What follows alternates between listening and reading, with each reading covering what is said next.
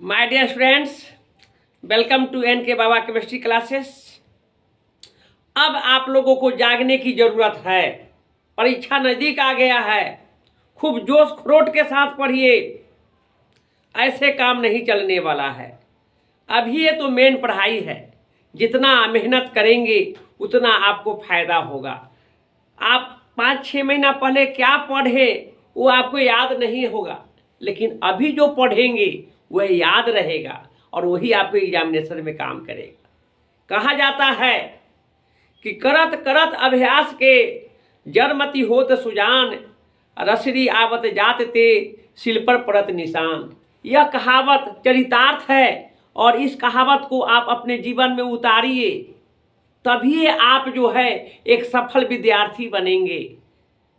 करत करत अभ्यास को, इसका मतलब यह हुआ कि आप जितना अभ्यास करेंगे, जितना प्रैक्टिस करेंगे, वह आपके लिए बहुत अनुभव देगा और याद रहेगा। जिस तरह से आप यह जानिए कि सील अर्थात पत्थर पर मुलायम रस्सी के रगड़न से वह पत्थर जो है उस पर दाग आ जाता है, वह खिया जाता है, उसमें खांच आ जाता है, उसमें खरोच आ जाता है। उसी तरह से आप जो सोए हुए हैं, आपके अंदर की जो आपकी शक्ति, इच्छा शक्ति है जो सोया हुआ है, उसको जगाइए और उसमें लगनशील होइए, पढ़िए और अच्छा रिजल्ट लाइए। विद्यार्थियों की सबसे बड़ी स्वाभिमान क्या है? मेरिट, उसकी रिजल्ट।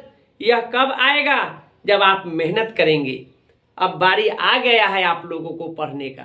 सोइए नहीं, हमेशा ऊर्जावान रहिए, घबराइए भी नहीं, धैर्य रखिए, हिम्मत से काम लीजिए और सभी विषयों पर समान रूप से पढ़िए। वह सभी विषय आपके लिए जरूरी का चीज़ है। तो आइए, अब मैं आप लोगों को हम क्वेश्चन बैंक का प्रैक्टिस करा रहे हैं। पिछले 2-3 दिनों में हमने 2011 का क्वेश्चन, 12 का क्वेश्चन, 13 का क्वेश्चन प्रैक्टिस कराया है। अब हम 14 के क्वेश्चन हम प्रैक्टिस कराने जा रहे हैं। इसमें 1 लाइनर क्वेश्चन है, उसका मल्टीपल चॉइस नहीं है, उसको एक एक लाइन में उसका आंसर देने वाला है। तो आप इसको भी जानिए। आप यह जानिए कि क्वेश्चन बैंक बहुत ही महत्वपूर्ण है। यह 12 साल के क्वेश्चन बैंक का यदि आप लोग का प्रैक्टिस हो जाए तो आप बेहतर रिजल्ट देंगे।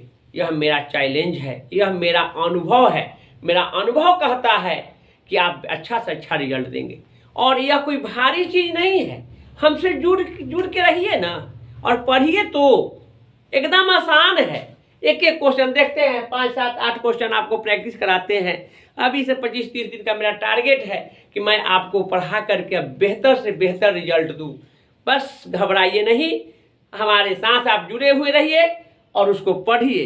कोई भी ऑब्जेक्टिव क्वेश्चन होगा उसका मैं एनालाइज करूँगा, उसका डिस्कस करूँगा कि क्यों हुआ और कैसे हुआ। तो देखिए, यह क्वेश्चन जो है हीलियम का मुख्य स्रोत है। हीलियम का मुख्य स्रोत है, आप जानिए, हीलियम का मुख्य स्रोत मोनेजाइट है। हीलियम का मुख्य स्रोत मोनेजाइट, किलीवाइट, 2 ऐसे हैं और पिच ब्लेंड है। लेकिन यहाँ ऑप्शन में देखिए, हवा दिया है, रेडियम है, मोनोजाइट है, जल है। इसका आंसर मोनोजाइट होगा। यह पी ब्लॉक के तत्व के वर्ग 18 के तत्वों के बारे में इसका दिया है। वर्ग 18 के तत्वों का जो उसका उपयोग है उसमें इसकी चर्चा किया गया है।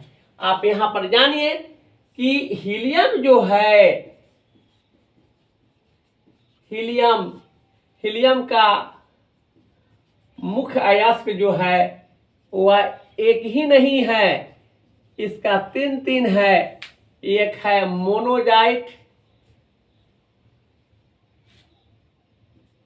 मोनाजाइट या मोनोजाइट भी कह सकते हैं। दूसरा का है किलीवाइट,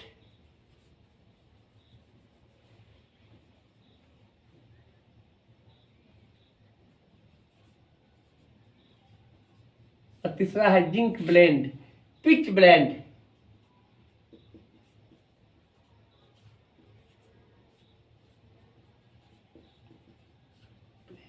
याद रखिएगा।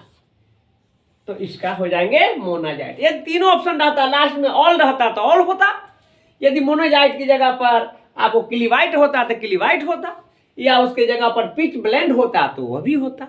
इसलिए मैं आपको ब्रीफ में पढ़ाता हूँ और आप लोग जाग जाइए, परीक्षा की तैयारी में लग जाइए। यही आपकी बहुत बड़ी सोच को आगे बढ़ाएगा, यही ऊर्जावान बनाएगा। अच्छा रिजल्ट लाइएगा, आगे का दरवाज़ा खुला हुआ है जॉब के लिए, आपको कॉन्फिडेंस बनेगा, मोरल हाई होगा। यह आपका प्रथम सीढ़ी है जो जॉब का दरवाज़ा खोलेगा। और इसमें तन को भी आप आलसीपन नहीं रखिए, आलस नहीं रखिए, पढ़िए मन लगा करके। चलिए नेक्स्ट क्वेश्चन देखिए, निम्नलिखित आयनों में कौन प्रतिचुंबकीय है? यह ठोस अवस्था से लिया गया है। ठोस अवस्था में पदार्थों की चुंबकीय गुण जो होते हैं वह 5 प्रकार के होते हैं। अनुचुंबकीय, प्रतिचुंबकीय, लौह चुंबकीय, फेरी-लौह चुंबकीय, प्रतिलौह चुंबकीय। उसमें क्या है, और आप जानिए कि जिसके अंतिम कक्षक में पूर्ण भरित हुए इलेक्ट्रॉन होते हैं वह आपको प्रतिचुंबकीय होता है। यहाँ पर कोबाल्ट है, नहीं होगा। कोबाल्ट का 27 परमाणु संख्या होता है, 2 लॉस कर दिया 25 हो गया। इसमें निकल है 28, 2 लॉस करके 26 हुआ। कॉपर का 29 होता है, 2 लॉस के 27 हुआ। यह देखिए, यह जिंक होगा इसका आंसर। क्यों कि आप जानिए कि जिंक जो होते हैं इसका 2 इलेक्ट्रॉन लूज कैले है, इसका परमाणु संख्या 28 होगा। और यह जो है आर्गन 4s2 4s0 और 3d10। आर्गन का है तो 18 हो गया, 18 जोड़ कितना 10, कितना हो जाएंगे 28। 28 इलेक्ट्रॉन की बात है, इस पर जिंक हो जाएंगे। नेक्स्ट है कॉपर के मुख्य अयस्क के नाम बताएं। मुख्य अयस्क की बात हो रहा है, सीधे अयस्क की नहीं, तो इसका कॉपर पाइराइट होता है। प्रीवियस क्वेश्चन इसके पहले वाला में भी पूछे हुए हैं, 14 और 13 का देखेंगे, 12 में हमने बताया है। तो कॉपर पाइराइट का मुख्य अयस्क का नाम लिखने कह रहा है तो CuFeS2 होगा।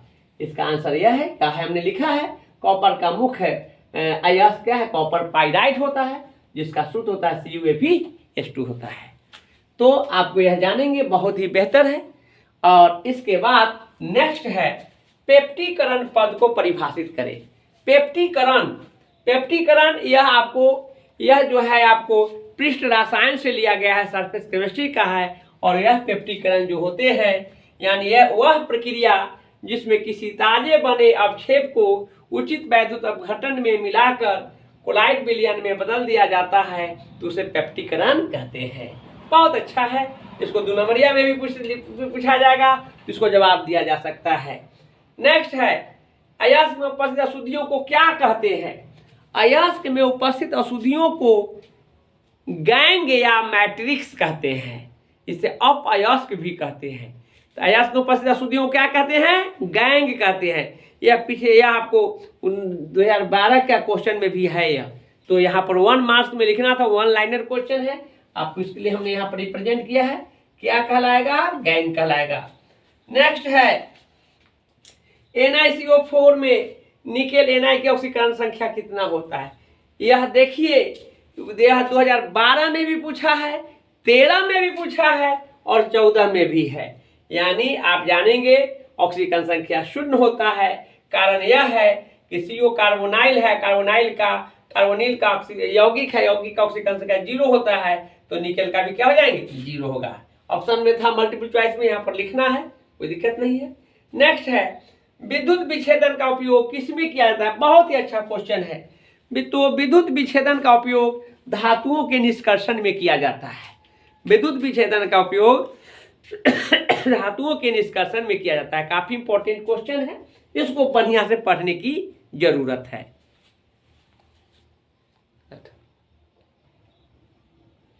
तो नेक्स्ट क्वेश्चन है मेथेन CH4 मेथेन में कार्बन का संकरण क्या है? तो आप जानेंगे कि मेथेन में कार्बन का संकरण sp3 होता है। sp3 इसलिए होता है कि जिसमें सिंगल बॉन्ड होगा, जिसमें एकल आबंध होगा, वह sp3 होगा। तो देखिए यहाँ पर CH4 है,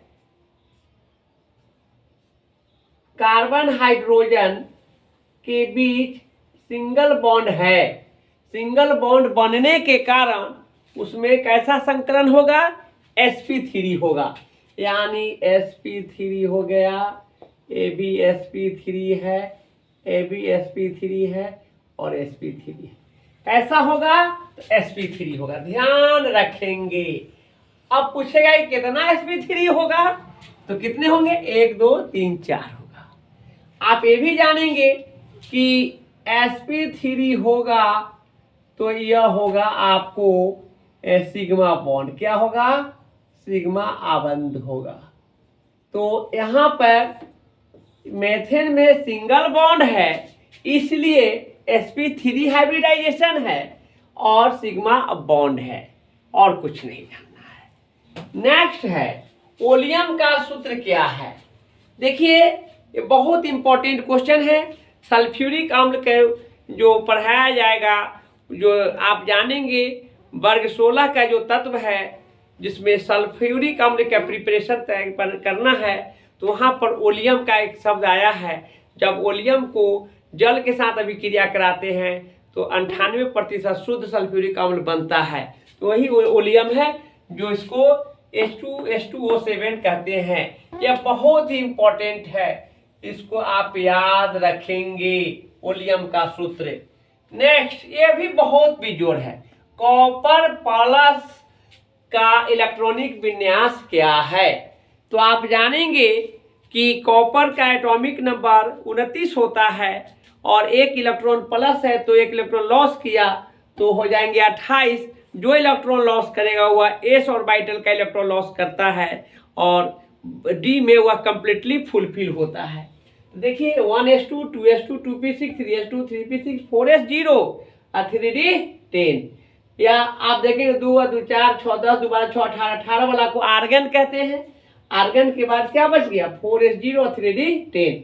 आप जानेंगे कि इसके d ऑर्बिटल में आपको 10 इलेक्ट्रॉन्स हैं, यह कंप्लीटली फुलफिल्ड है और इसलिए यह पेयर्ड होने के कारण यह जो है आपको प्रतिचुंबकीय होता है।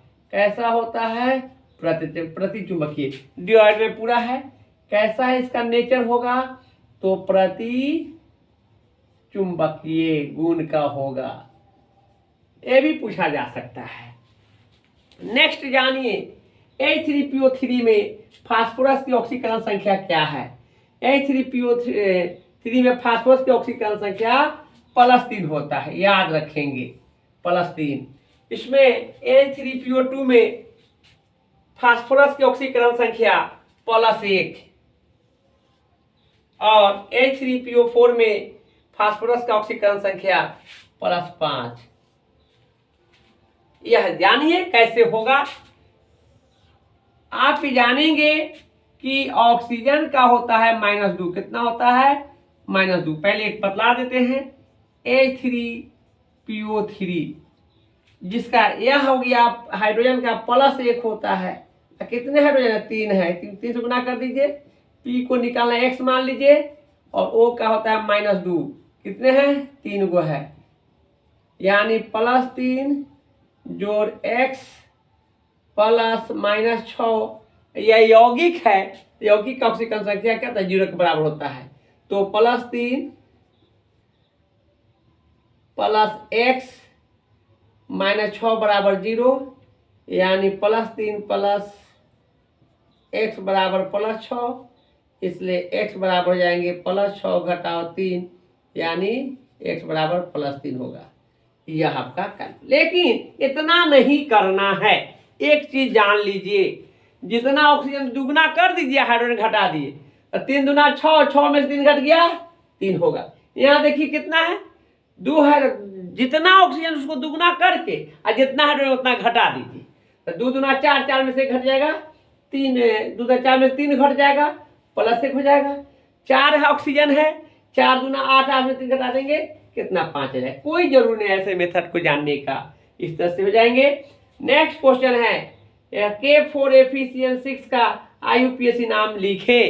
तो पहले जानिए कि पहले आपको जब यह आपको कोऑर्डिनेशन कंपाउंड में होगा तो बड़े कोष्टक के लेफ्ट साइड वाला का जो भी होगा उसका नाम लिखेंगे। तो पोटेशियम है, पोटेशियम लिख दिए। यह लिगेंड लिखा जाएगा, कै गो है, 6 को हेक्सा। आसियन से क्या होता है, साइनो होते हैं। और जब जैसे ही ओ लग गया तो उसके साथ रहने वाला जो मेटल होगा उसमें 8 लग जाएंगे, तो फेरस फेरेट हो जाएंगे। और इसकी संयोजकता को साथ साथ इसका ऑक्सीकरण अवस्था जानना होगा।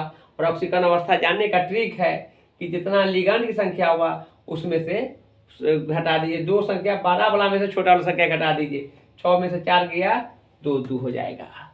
इस तरह से इसका ऐसा होगा। इसको याद करने की जरूरत है, मेहनत करने की जरूरत है, बहुत ही बेहतर है, इसको प्रैक्टिस करते रहिए। क्वेश्चन है H3PO2 की क्षारकता या भास्मिकता क्या होता है। तो आप इसका आंसर जानेंगे कि बहुत अच्छा ट्रिक बतला देते हैं कि जितने ऑक्सीजन रहेंगे ना उसमें से एक ऑक्सीजन को हटा दीजिए, वही उसकी क्षारकता या भास्मिकता या बेसिसिटी होंगे। तो यहाँ कितने ऑक्सीजन है, 2 है, 2 में से 1 घटा देंगे तो कितना होगा, 1। इसलिए H3PO2 का PO2 एकल क्षारीय यानी एकल क्षारीय या एकल भास्मिक या इंग्लिश में इसको कहते हैं मोनोबेसिक होता है। इसको संरचना सूत्र के आधार पर भी देख सकते हैं। तो फास्फोरस का 5 को बॉन्ड होता है, 1 2 3 1 3 और 2 5, इसलिए फास्फोरस परमाणु संख्या 15 होता है। 2 8 5 बारीक जगह 5 है, 5 को 4 भाग में बांटेंगे तो कहीं एक जगह डबल बॉन्ड देना होगा। जहाँ डबल बॉन्ड होगा वहाँ ऑक्सीजन होगा। अब बचे हुए जो ऑक्सीजन होगा H के साथ OH बनाएगा। तो यहाँ देखिए कै गो ऑक्सीजन है, 2 है, तो एगो डबल बॉन्ड में चला गया, तो एगो बचा तो एगो OH बना लिया। तो OH की संख्या कितने हो गए, 1 है, इसलिए एकल क्षारीय होगा या एकल भास्मिक होगा या मोनोबेसिक होगा। इसी प्रकार आप जानेंगे H3PO3 की क्षारकता कितनी होगी। तो स्पष्ट है कि जितने ऑक्सीजन होंगे में से एगो घटा दीजिए। ऐसा क्यों करेंगे, इसलिए करेंगे कि ऑक्सीजन फास्फोरस के साथ डबल बॉन्ड बनाएगा। अब बचे हुए ऑक्सीजन जो है OH बनाएंगे तो यहाँ कै गो क्षार हो जाएंगे, 1 1 2, इसलिए द्विक्षारीय हो जाएंगे या द्विभास्मिक हो जाएंगे या डाइबेसिक होगा। इसी प्रकार H3PO4 की बात करते हैं तो H3PO4 की क्षारकता कितने हैं, 4 है, 4 में से घट जाएगा कितना हो जाएंगे, 3 हो जाएगा। तो त्रिक्षारीय या त्रिभास्मिक या ट्राइबेसिक होगा। इस तरह से 3 वो ऑब्जेक्टिव और बना। इसकी संरचना भी पूछता है, 2 नंबर का क्वेश्चन रहेगा। स्ट्रक्चर पूछेगा तो H3PO2 का तो ये हो जाएंगे, H3PO3 का तो ये हो जाएंगे, H3PO4 का तो ये हो जाएंगे। और त्रिभास्मिक से ज़्यादा इसलिए नहीं होगा कोई भी अम्ल, इसलिए इसके पास कोई बॉन्डे नहीं बचेगा कि उसमें और OH की एडजस्ट कर सकते थे, इसलिए 1 2 3 है, त्रिभास्मिक हो जाएगा। नेक्स्ट है चक्रीय मेटाफास्फोरिक अम्ल में POP आबंधों की संख्या कितनी होती है। तो आप जानेंगे कि चक्रीय मेटाफास्फोरिक अम्ल में POP आबंधों की संख्या 3 होती है। याद रखेंगे, यह क्वेश्चन पूछा हुआ है बिहार बोर्ड में और 3 होगा, और इसको इसलिए याद रखेंगे आप। नेक्स्ट है आपको कि किस ब्लॉक के तत्वों को संक्रमण तत्व कहा जाता है। तो डी ब्लॉक के तत्वों को संक्रमण धातु कहा जाता है। इसका आंसर क्या हो जाएंगे, डी ब्लॉक, याद रखेंगे। नेक्स्ट क्वेश्चन बहुत ही इंपॉर्टेंट है, सल्फाइड अयस्क का समाहरण कैसे किया जाता है। फेन प्लवन विधि के द्वारा होता है। सल्फाइड अयस्क, देखिए केवल समाहरण एक शब्द बनाया है, इससे पहले भी हमने बताया है आपको, पिछले 11 या 2012 में भी क्वेश्चन पूछा गया है यह। तो सल्फाइड अयस्क का समाहरण किस विधि के द्वारा होगा, तो आप जानेंगे कि यह होगा फेन प्लवन विधि के द्वारा होगा। बहुत अच्छा क्वेश्चन। नेक्स्ट है सोडियम आवर्त सारणी में किस ग्रुप का है सदस्य है। तो सोडियम आवर्त सारणी के ग्रुप 1 का सदस्य, याद रखेंगे। नेक्स्ट है मार्लाकाइट किस धातु का अयस्क है, मार्लाकाइट या मैलाकाइट। मार्लाकाइट या मैलाकाइट की बात होंगे तो कॉपर का होगा। मैला कॉपर और कैला जिंक हम बतलाएंगे नेक्स्ट क्लास में। आप जो है इसको बहुत अच्छे ढंग से पढ़ेंगे, बिल्कुल सिंपल है, हमने सारी बातों को बतलाए हैं, इसको याद रखेंगे। हाँ, एक बात मैं आपको बताना चाहूँगा कि इसके 3 को कैसे होगा आपको यहाँ बतला देते हैं।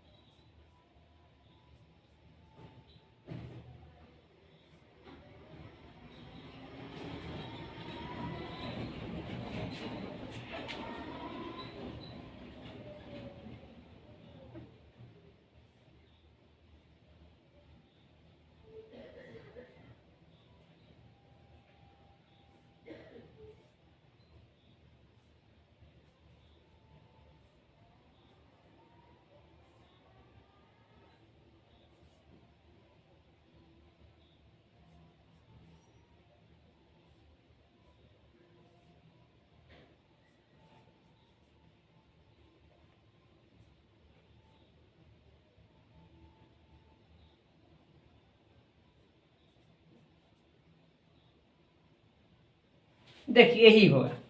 तो आप जाने कि सक्रिय मेटा फास्फोरिक अम्ल का जो सूत्र होगा H3P3O9 होगा। देखिए कै गो H है, 1 2 1 3, ऑक्सीजन कितने 9 गो। देखिए 1 2 3 4 5 6 7 8 1 9, 1 2 3 4 5 6 7 8 1 9 हो गया। फास्फोरस कितने हैं 3 गो, 1 2 1 3 है। साइक्लिक है इसलिए चक्रीय कहते हैं। इसमें देखिए POP, फिर POP, POP कितने हैं 3 है, इसलिए यहाँ पर हम क्या बतलाए थे, इसकी संख्या 3 होती है। इसको ध्यान में रखेंगे। तो आज के लिए मैं इतना ही रखता हूँ। फिर नेक्स्ट क्लास में अब हम थोड़ा लॉन्ग टाइम लेंगे, आप लोगों को थोड़ा ज़्यादा का लंबे समय का वीडियो बनाएंगे, समझाएंगे। लॉन्ग शॉर्ट और ऑब्जेक्टिव सब बहुत अच्छे ढंग से हो जाएंगे। केवल और केवल आपको चैनल से जुड़े रहने की आवश्यकता है और जो मैं पढ़ा रहा हूँ उसको पढ़ने की आवश्यकता है। यदि किसी भी तरह से समझने में दिक्कत होगा कमेंट्स करेंगे, मेरा मोबाइल नंबर है उस पर बात करेंगे। मैं आपकी हर डाउट को मैं पूरा करूँगा।